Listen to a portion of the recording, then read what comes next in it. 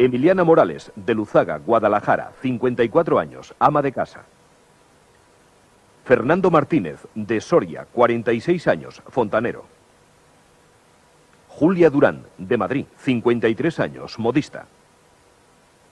Josep Bosser, de Barcelona, 41 años, comerciante.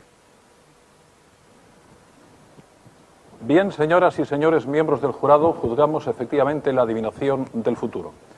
En este tribunal popular va a debatirse en torno al mundo de la astrología, de la quiromancia, de la cartomancia, de todas estas artes que prevén el porvenir, el futuro. ¿Estamos ante ciencias verdaderas, reales, o solo ante supersticiones? ¿Es posible realmente por estos medios adivinar el futuro, el porvenir? En definitiva, el fenómeno de la adivinación del futuro, tan extendido, tan arraigado en nuestros días, merece un veredicto de inocencia o de culpabilidad. Pediremos a ustedes esta decisión y consultaremos también a aquellos que están siguiendo la transmisión en directo de este juicio. Veamos ante todo el siguiente informe.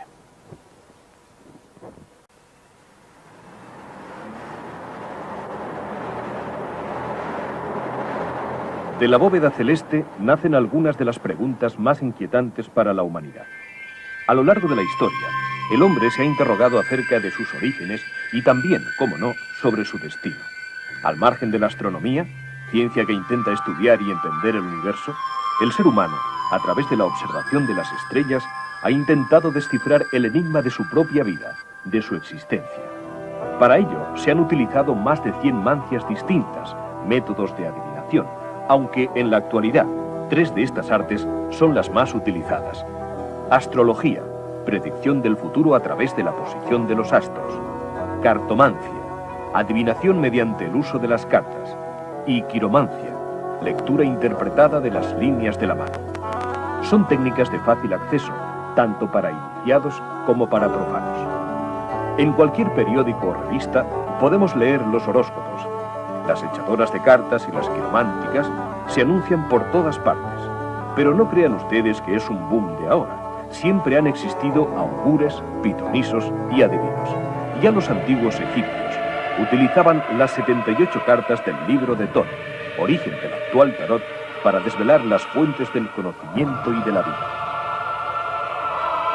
Este es un tarot masónico y la forma de la tirada es la pirámide. Cartas principales. Tenemos los arcanos mayores y los menores. Los mayores tenemos la luna, la justicia y los enamorados. Significado. La luna significa el bien y el mal, lo que uno quiere y lo que no quiere, la lucha entre sí mismo. La justicia, la realidad de la circunstancia. Y los enamorados, la persona que está ahí, que está enamorada. Significado arcanos menores. Bueno, los arcanos menores son los que ayudan y reafirman la situación de la tirada de cartas. Tenemos las espadas, que tienen relación con las cartas españolas y simboliza el aire. Tenemos los bastos, que demuestra la lucha por conseguir alguna cosa, que está representada por el fuego. Tenemos los oros, que simboliza el dinero, la seguridad económica. Y luego tenemos las copas, que es el agua, el sentimiento de éxito o fracaso de esta situación.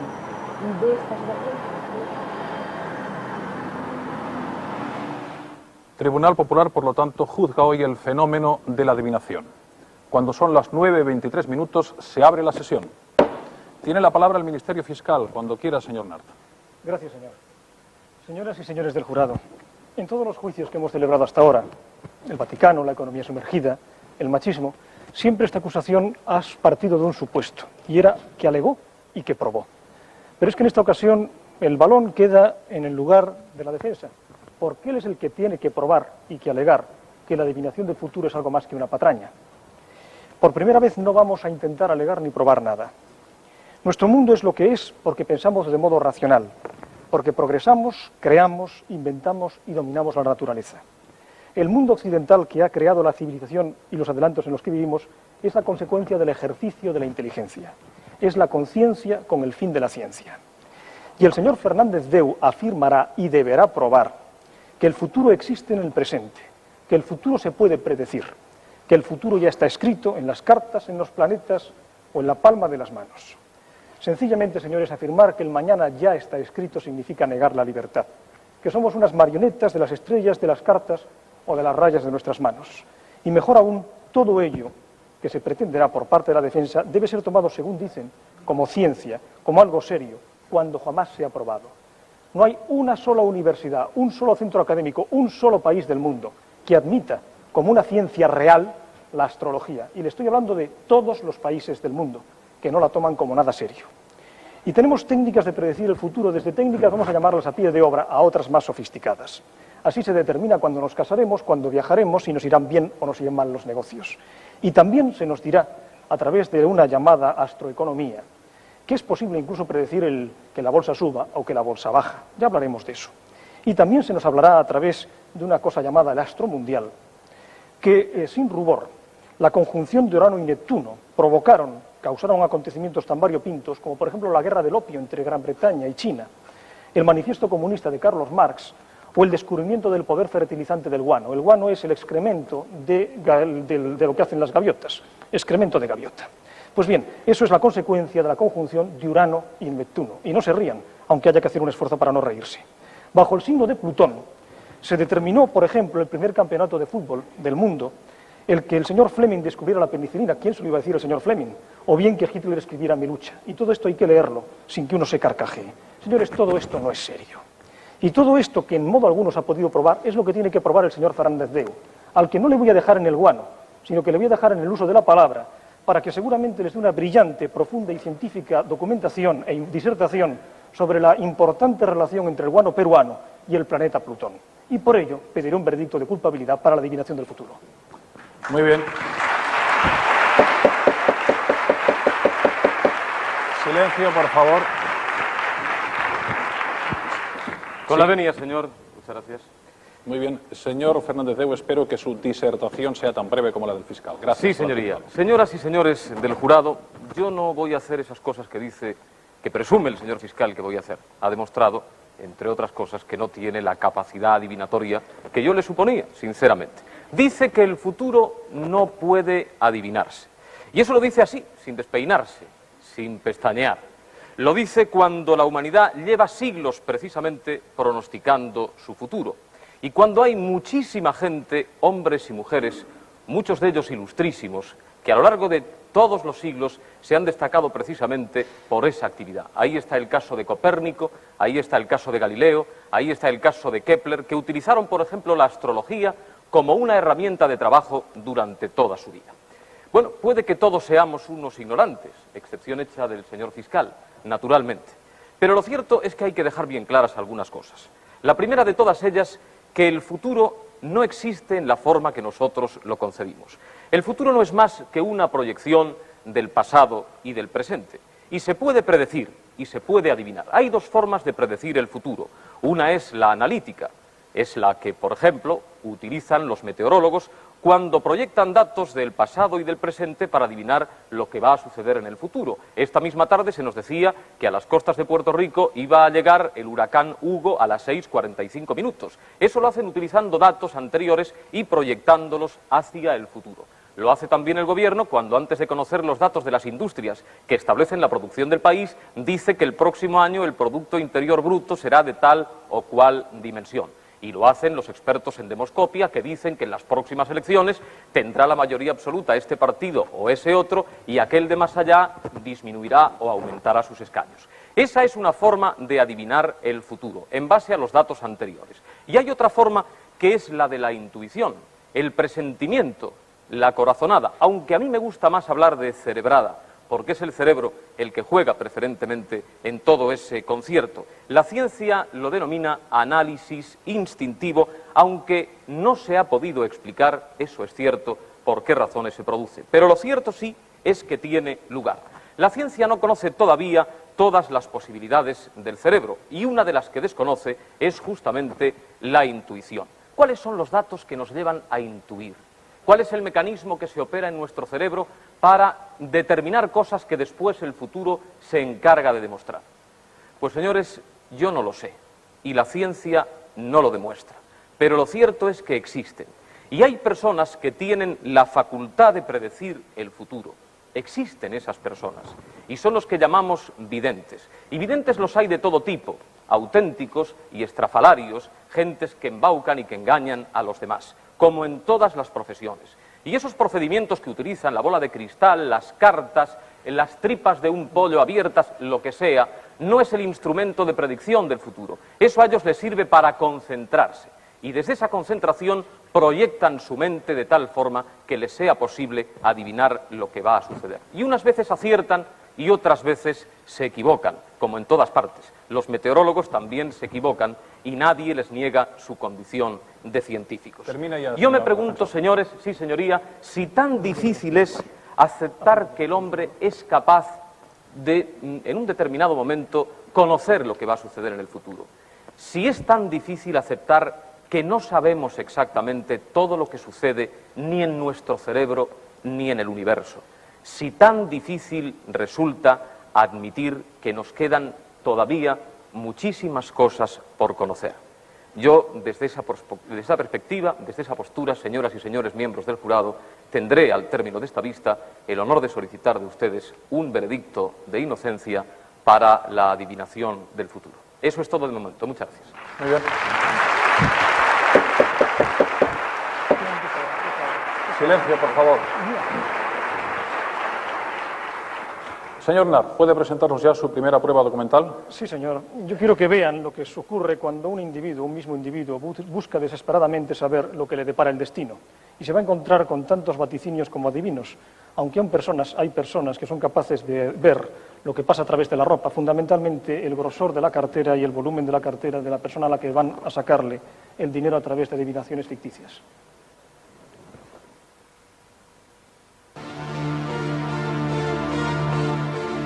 Últimamente, María está desasosegada e inquieta. La causa son algunos problemas familiares a los que se han sumado unos trastornos físicos. María piensa que sería un alivio saber cuándo van a mejorar las cosas, conocer su futuro. No temas de nada, que tu suerte va a cambiar por bien. Más adelante va a tardar un poco, pero lo vas a lograr en felicidad y en suerte. Buena suerte, buena felicidad y que tengas mucha suerte en el amor y en el porvenir que te espera adelante. María no queda satisfecha, pero su curiosidad va en aumento. Io veo la situación familiar y la situación de trabajo separada. Sí. Y se caminan, se andan paralelo, se consigue algo en los dos campos. Si tú haces un cóctel de las dos cosas, que son sociedad con un familiar, también algo de trabajo relacionado con hijos, hay riesgo de gasto, hay riesgo, como decir, de exhaurir una fuerza. María quiere algo más concreto y consistente, algo que le dé más seguridad. Tiene usted la capacidad para cambiar las cosas utilizando básicamente esa sensibilidad que la distingue, en especial si se compara con otras personas. Lo que sucede es que esa sensibilidad puede aprovecharla para realmente ir a fondo en esas cuestiones que a usted le preocupan o para retirarse a su mundo interior. Esa es la libertad de la que usted dispone. Parece claro que solo María puede escribir su propio futuro cada día.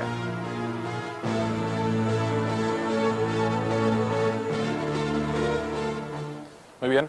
Hay un refrán castellano que define perfectamente esta situación, que es: si sale con barba San Antón y si no la Santísima Concepción.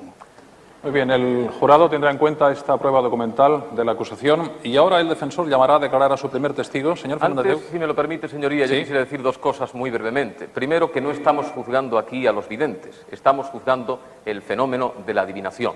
Entre los videntes hay muchos embaucadores y probablemente sean la mayoría, pero no es a los videntes, insisto, que estamos juzgando. Eso como primera cosa. Como segunda cosa, es un dato, simplemente una anécdota, pero yo se la quiero contar a ustedes. Un miembro de mi equipo ha tenido un problema en una rodilla, ciertamente lo ha tenido, y hemos consultado a 4 médicos distintos y han ofrecido 4 diagnósticos diferentes. Uno ha dicho que se trataba de gota, otro de artritis, otro de artrosis y otro incluso ha hablado de una posible gonococia. Imagínense ustedes si los científicos no se equivocan también. Pero, en fin, aceptando su invitación, señor presidente, la defensa llama a declarar al doctor Fernando Jiménez del Oso, médico psiquiatra y divulgador de temas relacionados con la parapsicología. Muy bien, doctor Jiménez del Oso, por favor, puede venir a declarar. Señor Jiménez.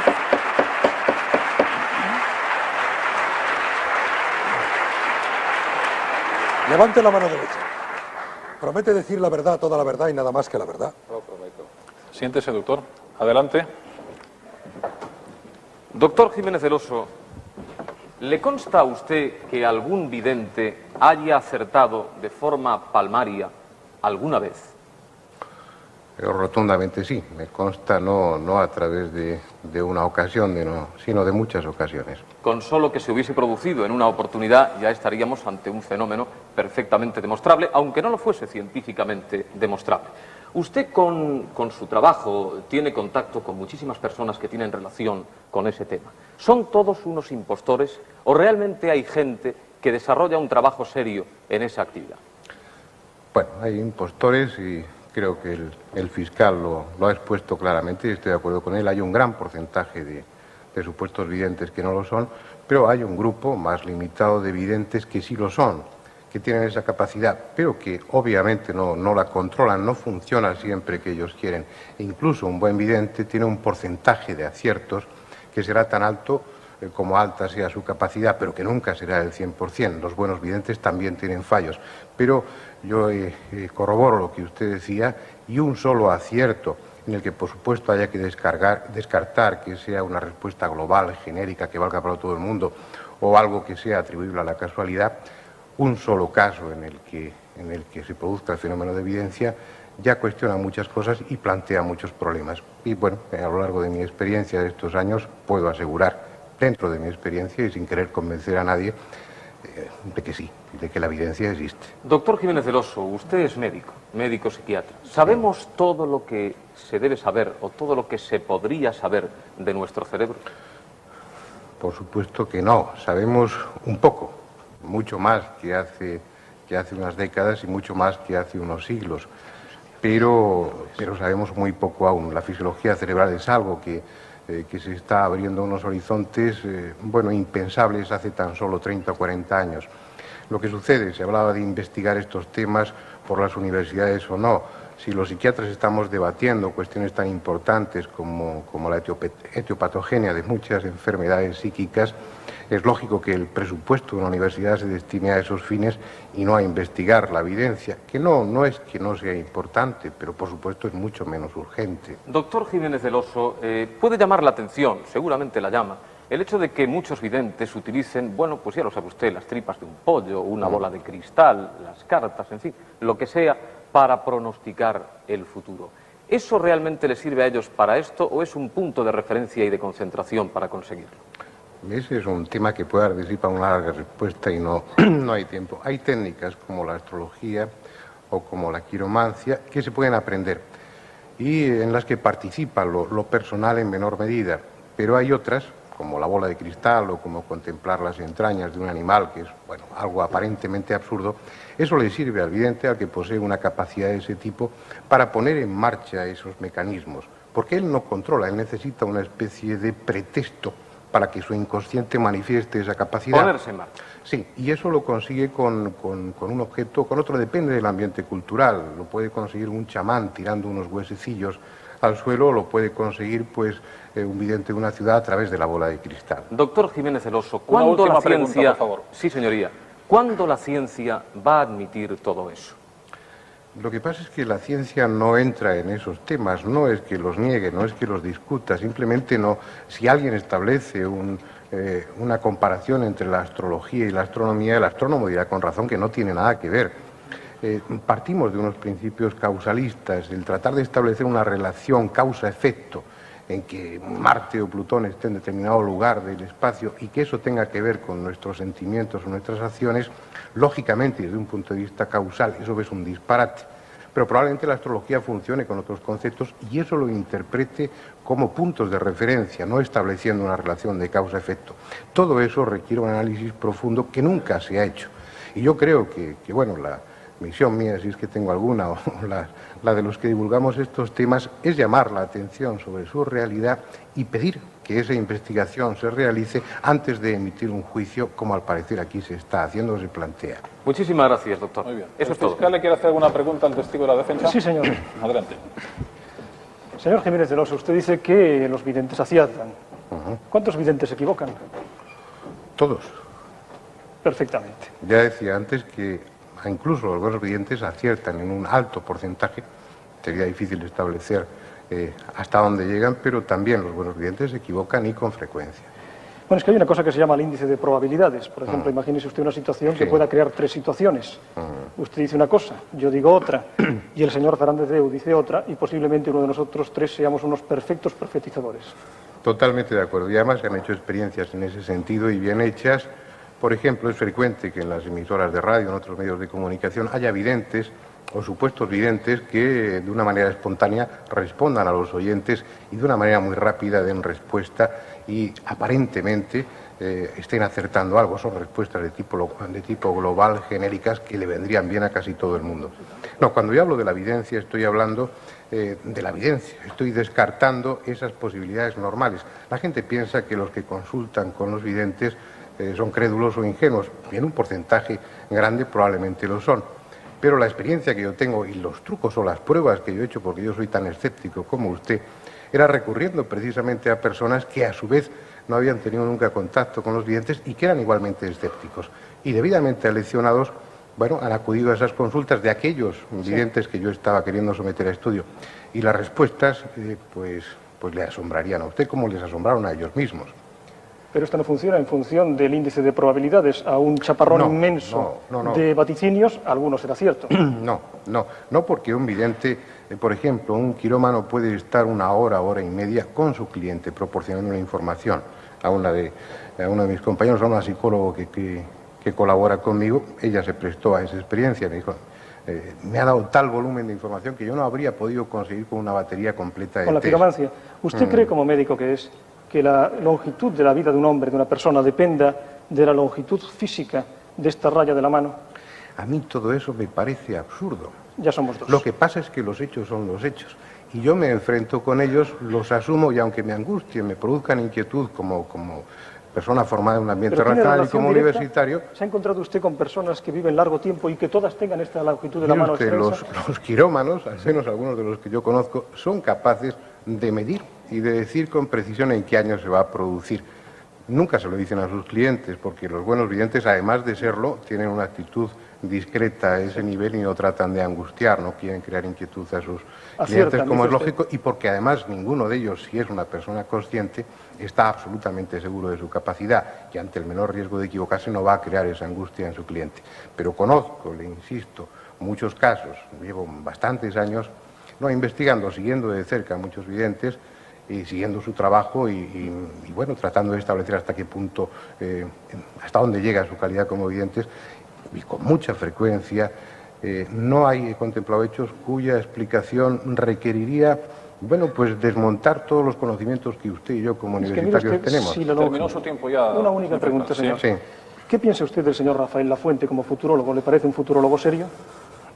A mí me parece una persona encantadora, yo le tengo un gran cariño. Aparte de ello, como profesional de la futurología. Con esto, señoría, no estamos enjuiciando aquí a ningún vidente en concreto. Veamos por qué le formula la pregunta. Tampoco se trata de juzgar al señor Lafuente, sino quisiera saber por qué le formula esta pregunta. ¿Le parece un futurólogo que acierta con la actualidad, que es un buen futurólogo? Hace muchos años que no estoy en contacto con él. En la época en la que yo le conocí, me tomé el trabajo, él publicaba sus previsiones en un diario de Málaga, y me tomé el trabajo de consultar sus predicciones y luego después ver el resultado de ellos. Y algunas de ellas eran realmente llamativas, algunas de ellas no se podían atribuir a la casualidad. Y he hablado, por ejemplo, con muchos de los labradores de la zona donde él vivía últimamente en Nerja, que a mí me comentaban su sorpresa por el hecho de que esto me pudiera predecir con meses de anticipación los días en los que iba a llover y aproximadamente la intensidad de esa lluvia. Aparte están los aspectos ya, por favor, el testigo. No me preguntas. ¿No le quería usted hacer ninguna otra pregunta a propósito, señor Lafuente? De acuerdo, muy bien. Muchas gracias al testigo por su declaración.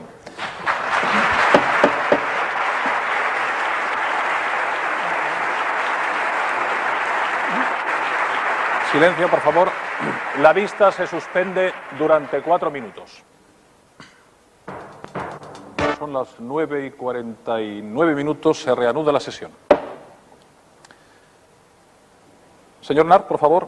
Sí, quisiera presentar como testigo a don Ignacio García de la Rosa, astrofísico, máster en astronomía por la Universidad de Sussex, doctor en física por la Universidad de La Laguna, investigador en física solar en el Instituto de Astrofísica de Canarias. Muy bien. Señor de la Rosa, por favor. Don Ignacio García de la Rosa.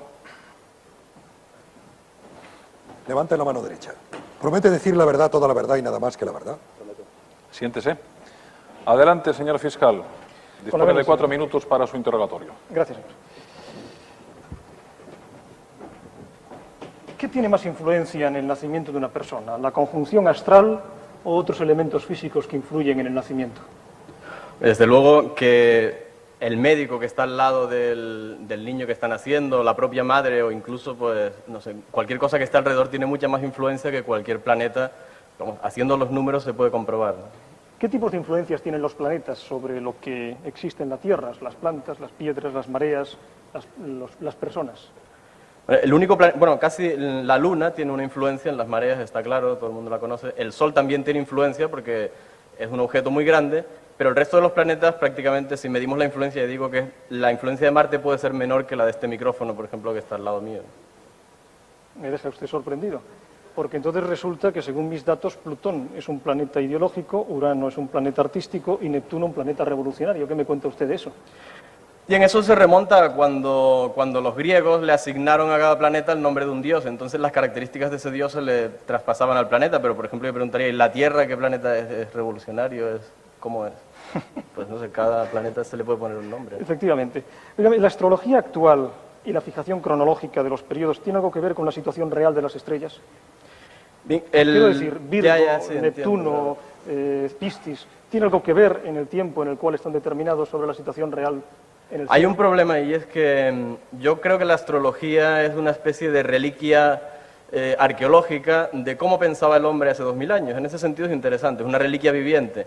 ¿Y por qué? Pues resulta que el cielo ha cambiado muchísimo. La Tierra ya no es el centro del universo, como piensa la astrología. Hay un montón de cambios grandes. Por ejemplo, ese cambio del cielo, yo retaría un poco a los astrólogos a lo siguiente. Resulta que, por ejemplo, en el 11 de julio en concreto del año 1991, va a haber un eclipse total de Sol que va a ser visible sobre todo en América, en México, Centroamérica y Colombia y Brasil.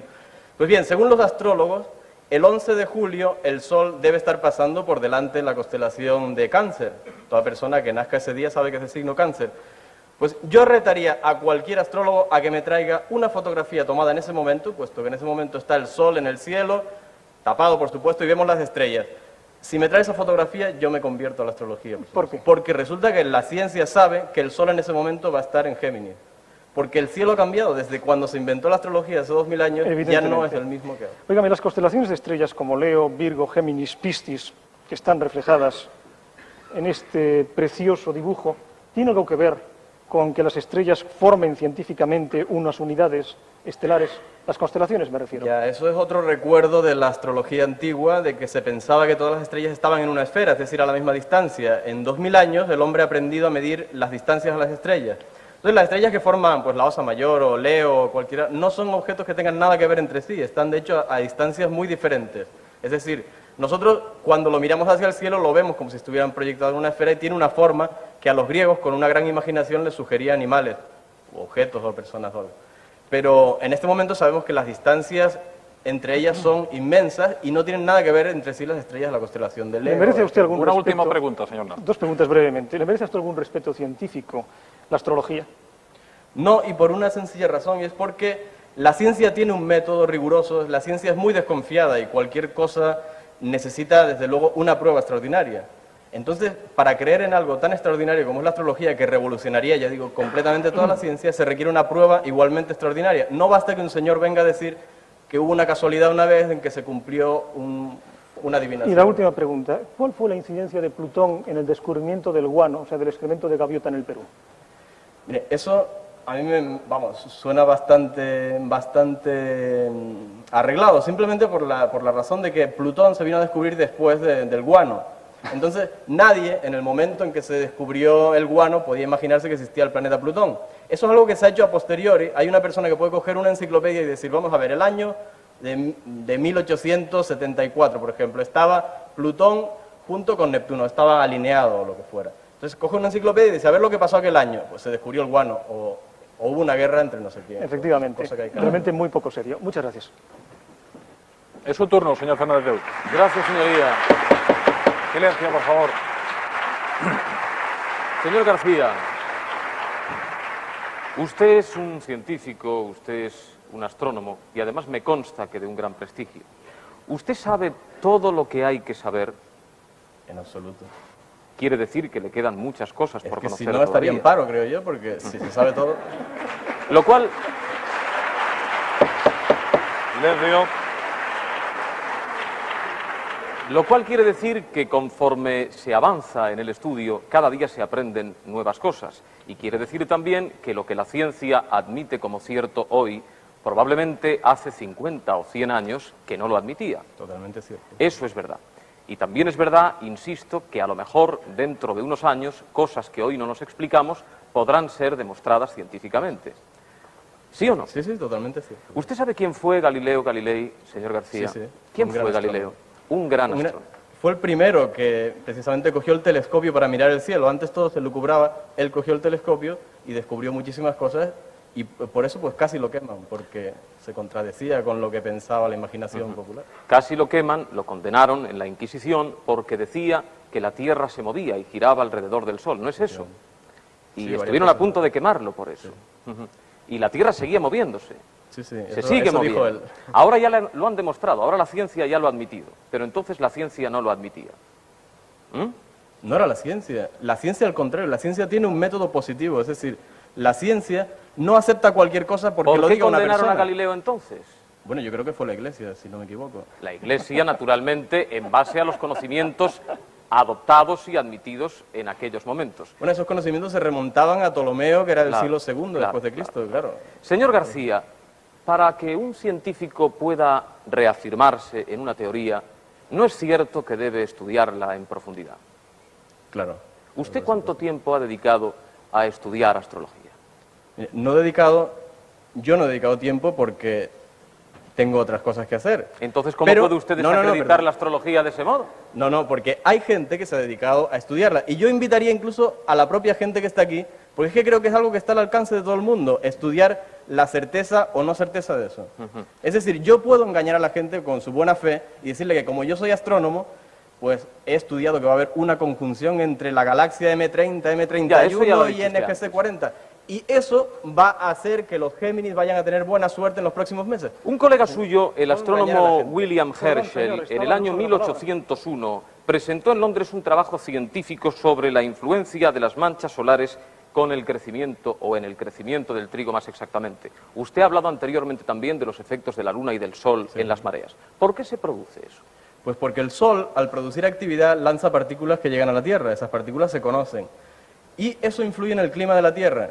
Hace que al cambiar el clima, también las cosechas pues cambien. Eso es un efecto completamente científico. Ya. Completamente científico y que se estudia. Ya, ¿y eso desde cuándo está admitido? ¿Desde cuándo se tiene por cierto? Bueno, eso no se tendrá por cierto hasta que no se puedan reunir todas las pruebas. Nunca se podrá tener por cierto. Pero es así. No. ¿No es así? Es así, no. No influye. Todo apunta hacia eso. Si nosotros supiéramos cómo va a ser el clima simplemente estudiando el Sol, pero resulta que si nosotros hacemos una repoblación forestal o producimos contaminación... No le pregunto eso, o señor quitamos García. el ozono, cambiamos el clima No le tanto como pregunto el eso, Sol. no le pregunto eso. Le pregunto exactamente? por qué influye la Luna y el Sol en el movimiento de las mareas y en el crecimiento del trigo. Claro que sí, eso Me está dice usted estudiado. que eso no está Newton- demostrado. No, claro que sí. Eso sí, Newton descubrió ya el porqué de las mareas. Y lo explicó con la ley de gravitación universal, que todavía sirve incluso para mandar un satélite hasta Neptuno y que llegue y que... Terminó su tiempo ya. Sí, Yo solamente diría que quería hace un aportar minuto- una prueba documental añadida a este interrogatorio. Usted conoce a Michel Gauquelin, que es un Sí, lo físico francés. Bueno, no es físico, es psicólogo, creo. Es físico, licenciado en ciencias físicas. Este señor era contrario a los postulados de la astrología y escribió este volumen precisamente para demostrar que todo eso era una falsedad. Y a medida en que lo iba elaborando, aquí consta en su contenido como prueba, se iba dando cuenta justamente de todo lo contrario. El Consejo Superior de Investigaciones Científicas de Bélgica lo ha admitido incuestionablemente y la defensa lo presenta como prueba. Muy bien. Bueno, yo no sé si usted ha leído el libro, pero en ese libro pone lo contrario. Además, este señor, perdone que le diga... Puede ser muy breve, por favor. Este señor jugó con su público de la forma siguiente. Dijo en un periódico que el que quisiera mandar su horóscopo, vamos, su carta, sus datos de nacimiento, él le mandaba un horóscopo. Y resulta que para jugar con la gente le mandó el horóscopo del mayor asesino que había conocido Francia. Y les preguntó a esta gente que les dijeran en cuántos de ellos había acertado. Pues el 94% de las personas dijeron que efectivamente ese era su horóscopo, que había acertado. Eso lo dice el libro. Veo que se ocupa usted más de lo que dice de la astrología, ¿eh? El testigo puede retirarse. Bien. Veo que se ocupa de la astrología Sí. más de lo que reconoce, ¿eh? Terminó ya terminó el turno de este interrogatorio, señor defensor. Le recuerdo tanto al fiscal como al defensor que vamos muy mal de tiempo y les exhorto a que sean muy breves y muy concisos. Brevísimamente. Su segunda prueba documental. Sí, señor. vamos a ver las 1001 maneras pintorescas, divertidas, de adivinar pretendidamente el futuro. Ya verán ustedes lo que van a ver.